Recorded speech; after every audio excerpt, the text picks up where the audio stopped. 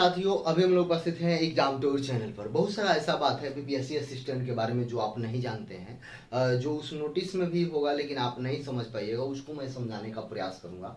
तो इसलिए इस वीडियो को अंत तक जरूर देखेंगे। यदि आप एग्जाम टूर पर नए हैं तो चैनल को जरूर सब्सक्राइब करें। सबसे पहले बता दें कि इसका नाम बीपीएससी असिस्टेंट है, तो इसका मतलब आप ये नहीं समझेंगे कि इसमें भी लिखित और मुख्य परीक्षा होगा, ये सब नहीं होगा। ये केवल और केवल पीटी और मेंस होगा, और वो भी ऑब्जेक्टिव होगा। इस बात को पहले समझ लें। तो आप यदि बीएसएससी सीजीएल की भी तैयारी कर रहे हैं तो आप इस फॉर्म को भर सकते हैं। यदि आप किसी भी कॉम्पिटिटिव एग्जाम की तैयारी कर सकते हैं तो ये फॉर्म को भर सकते हैं। क्यों भरना जरूरी है, इस बात को समझें। ये जो सीट है 44, इससे ज्यादा सीट आता, 100 प्लस सीट आना था, लेकिन जो बाकी सीट है उसको कॉन्ट्रैक्ट बेसिस पर भर लिया गया, जिसके कारण ये केवल और केवल 44 सीट आया है। सबसे पहले बात आप समझेंगे बीपीएससी असिस्टेंट का काम क्या है। तो बीपीएससी असिस्टेंट का जो काम होगा, यानी कि एग्जाम में सहयोग करना, एग्जाम जो कंडक्ट होती है बीपीएससी ऑफिस में सहायक के रूप में।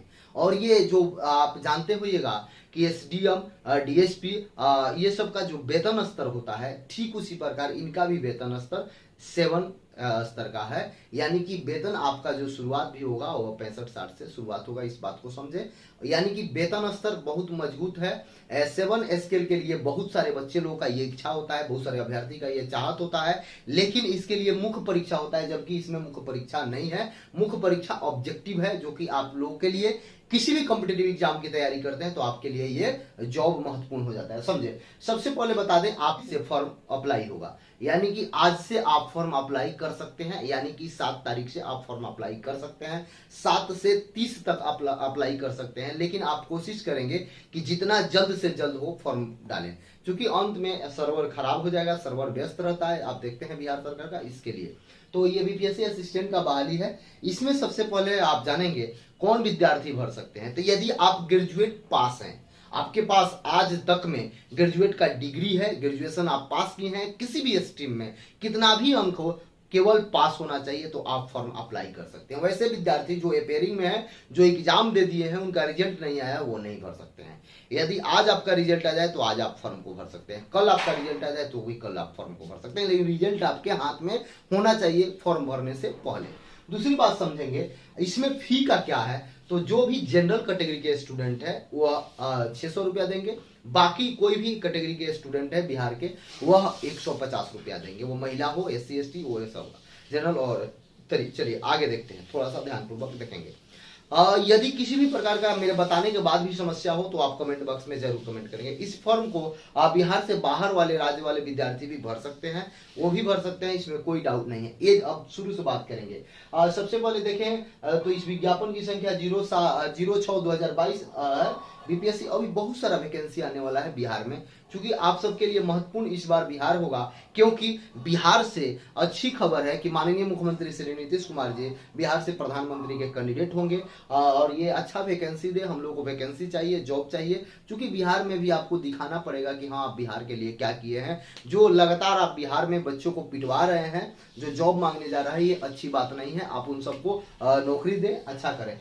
2 चरण में एग्जाम होगा, यानी कि पीटी और मेंस दोनों ऑब्जेक्टिव होगा, निगेटिव नहीं होगा, इस बात को समझे। निगेटिव नहीं होगा, आप एक अंक के लिए, एक प्रश्न के लिए 1 अंक मिलेगा, यानी 150 प्रश्न आएंगे, 150 अंक मिलेगा।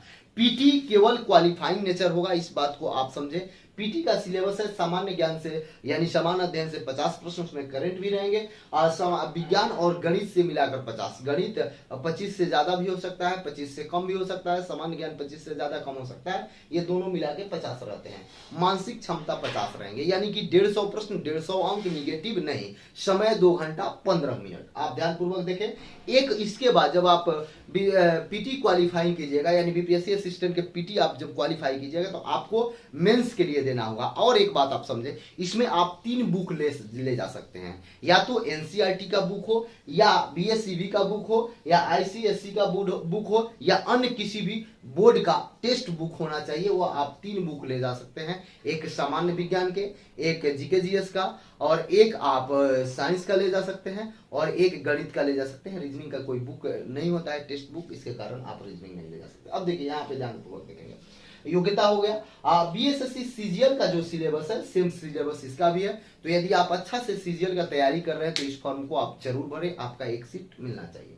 आगे देखेंगे वेतन स्तर 7 है, 44,900 से लेकर 1,42,400 तक का आपका वेतन मिलेगा। फॉर्म यानी आज से 7/9/2022 से भर सकते हैं 30/9/2022 तक। गलती अगर आप कर देते हैं फॉर्म भरने में तो सुधार सकते हैं, 7/10 तक आप सुधार सकते हैं। चलिए आगे आइए, आयु सीमा की गणना की बात करेंगे तो 1/8/2022 को आपका 21 वर्ष होना चाहिए, न्यूनतम 21 वर्ष होना चाहिए, अधिकतम बता रहे हैं। जनरल पुरुष अधिकतम 37 वर्ष, जनरल महिला जो रहेंगी वह 40 वर्ष, पिछड़ा वर्ग एवं अत्यंत पिछड़ा वर्ग पुरुष महिला दोनों 40 वर्ग, जनरल महिला 40, SC ST 42, और बिहार सरकार में आप जॉब करते हैं तो आप यदि सैनिक प्रोग्राम है तो आपको अलग से छूट मिलेगा, इस बात को समझ लेंगे बिहार में जॉब करते हैं तो।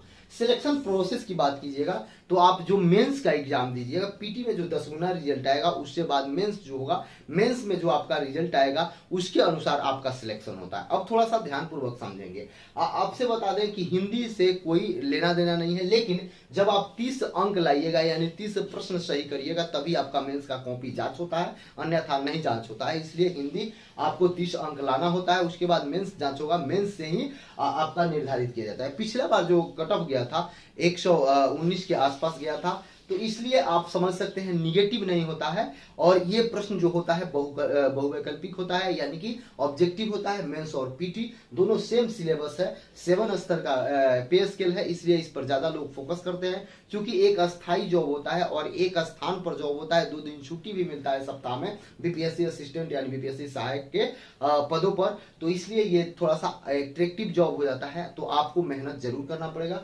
आज ही सुबह मैं प्रयास करूंगा कि आज किसी समय आपको पिछला बार का जो प्रश्न है उन सारे प्रश्नों को मैं डालूं। पिछला बार 2 बार एग्जाम हुआ था, री एग्जाम हुआ था, एक बार प्रश्न पत्र आउट हो गया था किसी कारण से जिसके बाद कैंसिल किया गया, री एग्जाम हुआ, उसको भी देख लेंगे आप लोग। निगेटिव नहीं होता है। इसके बावजूद यदि किसी भी प्रकार का कोई समस्या हो तो आप कमेंट बॉक्स में जरूर कमेंट करें। जय हिंद, जय भारत।